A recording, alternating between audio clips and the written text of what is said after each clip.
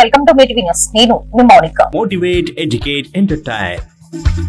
Padmashri award గ్రహీత మొగులయ్యను Achampet MLA doctor చిక్కుడు వంశీకృష్ణ మంగళవారం తన నివాసంలో సన్మానించి ఆర్థిక సహాయాన్ని అందించారు. ఈ సందర్భంగా ఎమ్మెల్యే మాట్లాడుతూ గత కొంతకాలంగా మొగులయ్య పెన్షన్ ఆగిపోయిందన్నారు. గత ప్రభుత్వం ఇంటి స్థలం కేటాయిస్తానని చెప్పి ఇవ్వకపోవడంతో ఇబ్బందులు ఎదుర్కొంటున్నాడని, త్వరలోని సమస్య పరిష్కరించి మొగులయ్యకు న్యాయం చేస్తానన్నారు. హైదరాబాద్ లోని గాంధీ ఆసుపత్రిలో పరిస్థితులను అధ్యయనం చేయడానికి వెళ్లిన నిజ నిర్ధారణ కమిటీ సభ్యులు బీఆర్ఎస్ ఎమ్మెల్యేలను పోలీసులు అరెస్ట్ చేశారు. బీఆర్ఎస్ ఎమ్మెల్యేలు సంజయ్, మాగంటి గోపినాథులను పోలీసులు అదుపులోకి తీసుకున్నారు.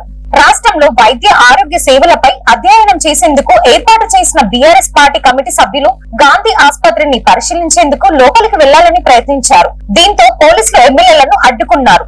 బీఆర్ఎస్ వేసిన కమిటీలో వైద్యులైన సంజయ్, రాజయ్య, ఆనంద్ సభ్యులుగా ఉన్నారు. ఇక ఎమ్మెల్యేలు అరెస్టుతో గాంధీ ఆసుపత్రి వద్ద ఉద్రిక్తత నెలకొంది.